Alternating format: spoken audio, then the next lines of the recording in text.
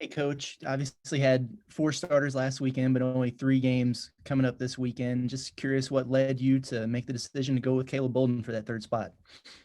Probably just how well he pitched against Texas, and then we didn't give him enough time to get ready. Unfortunately, he kind of talked us into that. Maybe I mean, the way it turned out, he didn't have the stuff that or command that he had against Texas down there in a tough spot. So, I mean, it's a tough call, but we felt like he had thrown. If you just take the all fall and early spring, he just deserved the next shot at it because he was probably the one we left off down there in Texas. So we'll see if he can, throw, somewhere close to what he did out of the bullpen in Arlington, hopefully this weekend. Bob. Hey, Dave, how you doing? Good. I know you guys always have a big target on your back, especially when you play the mid-major teams. But does being number one, does that put an even bigger target on your back? I don't know. I mean, I guess it could if you're, maybe in the other dugout.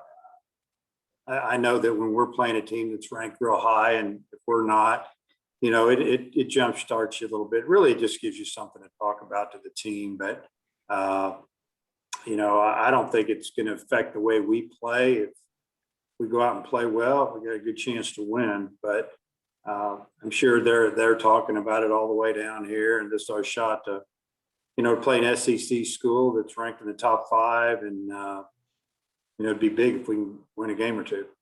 How do you handle? You mentioned talking to the team, but how do you handle it with the team? I haven't even talked to the team one time about where we're ranked. 0. So you talk 0 times about 1? 0 times this week have I mentioned one thing about us being ranked or wherever we may be ranked. Okay, thanks. Nate. Yeah, I assume it's Paulette starting that Friday game, and just what is the rotation this weekend? Yeah, the rotation is Paulette Friday, and then Bolden Saturday, and Lockhart on Sunday. And then what about the as far as left field? Where are you going this week? Yeah, I'll start Webb tomorrow on Friday. Try to get him going.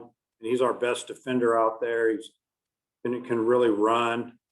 I've had some arm soreness, but when he can throw, he's one of our best arms out there as well. So, he got off to a really slow start in fall baseball, finished strong, was really swinging the bat well January, early February, and hopefully he can get it going for us, because it would be a big addition to us if he can get going. Thank you. Butch. Yeah, Dave, Paulette's still kind of a young guy. How confident are you that he's ready, mentally for that Friday night role?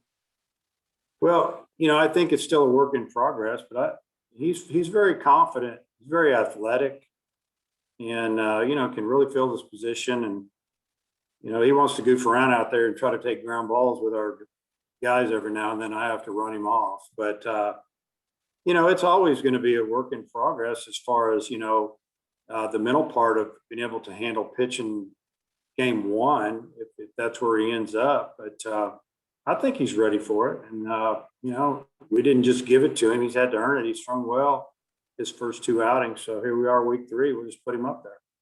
And is Vermillion available out of the pen this weekend? And do you think that'll maybe solve the command issues with all the walks he's had so far? He's definitely available. And, you hope so. I mean, because normally he's a strike thrower, and he usually throws a little more velocity than he's thrown the first couple of outings, and give him a chance to see the game and then realize exactly what he needs to do when he goes in. I hope that when he gets in there, he has a good outing or 2 this week. Tom. Hey, what can you tell us about the Murray State pitchers you're going to see, and just kind of them overall, Dave? Yeah, so obviously we try to look at them as much as we can through video and scouting reports. Lefty we'll see tomorrow. He's not a real hard thrower, maybe up to 88. He's going to pitch anywhere from 86 to 88. Moves it in and out, throws change up and a slow curveball. So you try to prepare for that because we haven't really seen too much of that. We've seen a lot of really good velocity. I think the second pitcher that we saw this past weekend might be a little bit more of what we're going to see. You know, he was more of an upper 80s lefty with a pretty good breaking ball. This one's going to be a little bit slower breaking ball. And, you know, he's an older kid. I mean, facing teams that are 22 and 23-year-olds all around the diamond. And a lot of those kids that are pitching are the same age. So probably not going to be intimidated. He's going to come in here and do what he does. And hopefully we can hit him. Yeah. How's Goodhart felt the last few days? Is he ready to roll? And you still doing some experimenting around at third, DH, and so on? Yeah, he's good to go. And, you know, we have some pretty good left-handed hitters in the lineup, but I'm keeping them in the lineup. We're not really in a platoon situation because of lefties pitching against us. And we're going to see lefties. Well, I know we'll see at least one starter against Ole Miss, maybe a couple against Mississippi State, and one against Alabama for sure. So we need our left-handers to play, and they're some of our best hitters. So we're going to just go with them. As far as, you know, first and third will probably be the same guys who've been playing out there, and you know, probably put Webb back and left. Thanks. Matt. Hey, we haven't seen Elijah Tress since the Texas Tech game opening night. Is everything going okay with him, and do you expect him to pitch this weekend? Yeah, he was available to go. He had a little bit of soreness, but he was available on Saturday and Sunday. We just we didn't get to the point where he got to come in. I think he was getting loose one time. He's ready to go. We plan on. I'm sorry. Are there any other pitchers who haven't pitched yet? Maybe like a Blake Adams who we might see this weekend? Yeah, Adams we had him loose the other day, and the rain got us. He was coming in. You know, we'd like to get him out there. He's one of the guys that hasn't thrown yet. That you know he should have, but he hasn't. It just hadn't worked out. So we'll get him out there. Hayden. Hey, Coach, wanted to ask really quick about Slavens and just the power that he's shown early in these 7 games, and if that's a surprise at all or just really his performance at the plate. Yeah, it's not a surprise at all. That's one reason we got him. He's got power from the left side, swings hard, and good hitter. You know, he's done a good job for us. 3 home runs already, and hit a couple balls that were close, and he can put a charge into it. He had 5 or 6 home runs in fall ball, and probably had 2 or 3 or 4 more that might have gone out on different days. So it's not unexpected at all. We planned on it when we got him to commit here that he would hit in the middle of our lineup somewhere, whether it was 4th, 5th, somewhere in there, and it's kind of the way it's gone. Curtis, we'll come back around to you. Hey, Coach, just curious. Obviously, there's, I think, 7 games left until SEC play. You're probably still trying to define some of those roles on your staff. What's the balance look like right now between, you know, stretching out your starters and getting them prepped for that, and then finding innings for some of these other arms, considering, you know, not having midweeks and things like that right now? Yeah, some of these guys. I mean, we already kind of know what our roles or a lot of these guys are. It's already what we've used them in the first 7 games, and it'll continue. I mean, if there's tight games and, you know, we need to bring in guys that are more experienced, that's what we're going to do. We're going to mix and match or match up with left on left here and there, and use a guy for 1 hitter, 2 hitters, and maybe use him twice on the weekend. You know, there's a lot of innings coming up for guys that haven't pitched starting in about 2 weeks when we play OU on a Tuesday. And then I think the next couple of weeks we play 5 games a week. And that is in the middle of conference play. So I think we have Memphis a couple of times in the middle of a week, and you know there's going to be innings there. But you know, as far as roles, there's still a few guys we're trying to figure it out with, and you know, a lot of them are. There's still a lot of guys that have already pitched here in the past that, you know, we know they can come out of the pen and get it done. So on our side, the coaching side, we feel good about where we're at, but we still have some questions to answer to see if guys can be consistent. Jason. Mention those questions. How much are you, or how critical are the next 2 weekends when trying to figure out your starting three? I would have assumed Paulette's in there and maybe Lockhart, but if it's not Lockhart, the other two spots, like how big are the next 2 weeks for that? Yeah, no, we need to see those guys throw well. Now, anybody that's out there, they need to continue to prove that they're a guy that we need to put out there in conference play. And, I'm thinking they will. One of them, keeps struggling, we can always go to the next guy. We even have the luxury that if team's really right-handed or left-handed, we could always make a change just for that game and flip them around there. But there's other teams that have the same options this year because pitching staffs are deep. You've got a lot of returning guys and some older kids that came back because they could. And, I think it'll work itself out and we'll be fine. Do we make too much of the starting rotation with how deep your staff is where you could make changes early in a game if you needed to? That could benefit you. I mean, I don't think you make too much out of it. I mean, it'd be nice if, we were like some of these teams in the league that, you take Ole Miss, they have all three of their starters back. We love the way our bullpens perform for the most part. There's been a couple of hiccups here and there, and playing in the rain the other day, I mean, you can throw maybe the walks out the window after the second inning because the mound was extremely slick and they weren't getting good grip on the ball. Both teams struggled, but it would be nice to know that we had two for sure locked in starters, and we could rotate the third one. Many years we've gone into Sundays with the TBA label and just whoever we had left, or who decided would match up best after seeing the other team for 2 days, we would go with that pitcher. So, if our starters can give us 5 or 6, that's great. If they only give us 3 or 4, we feel like we're one of the teams that can handle that out of the pen and still win a series. If our starters don't go long, we have enough arms to get us through the weekend. Nate? Just Cozart, their second baseman, I think he's got 3 home runs and is hitting 387. Just what do you see from him, and just what do you see from them since they've won 4 in a row? Are a very old team.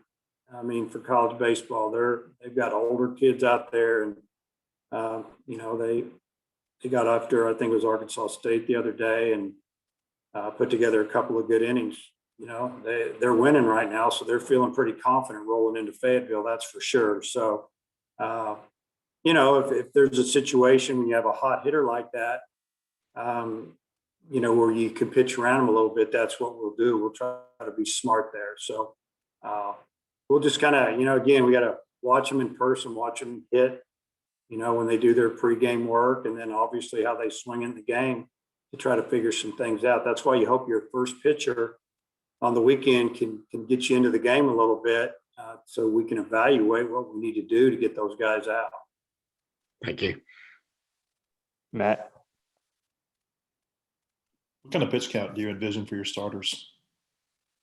Yeah, pitch count goes up 5 to 10 pitches every weekend. I'd say around 80, and could be a little bit, maybe 5. Not maybe a little bit more, but we haven't done that much here over the last 6-7 years where we've stretched them out too far this early. But if it was a smooth 80 pitches, that's not a problem. If there was a 30 pitch inning worked in there, that's gonna, that could get somebody out of there a little quicker because they were stressed out for an inning or two. But if a guy's rolling along and getting strikeouts and the pitch count gets up there, but really nobody's on base too much, and there's not long innings, and 80's not a problem. And then I don't think you've addressed this. How is Casey Opitz? Yeah, going into Wednesday's practice, we weren't sure if he was going to be available for game 1 or not. A lot better yesterday. He's not. He didn't do the defensive drills yesterday. But he did hit. He hit early, and he hit in the batting groups, the hitting groups later in the day. And, I was told that he was a lot better. He told me he was a lot better. He had a sore neck, to be honest with you. And kind of like, being in a car wreck, you might not know everything's what all's bothering you for a couple of days. And that was kind of the situation. Really kind of stiff and sore Monday, Tuesday and then a lot better yesterday. And I feel like he's full go today. If not, we won't play him Friday, but if he is, he will. Last two questions here, Bob and then Hutch. Yeah, Dave, who would start if Casey didn't play, or maybe if you felt like giving him a day off this weekend? And how do you Leach. feel like the depth of catcher behind him?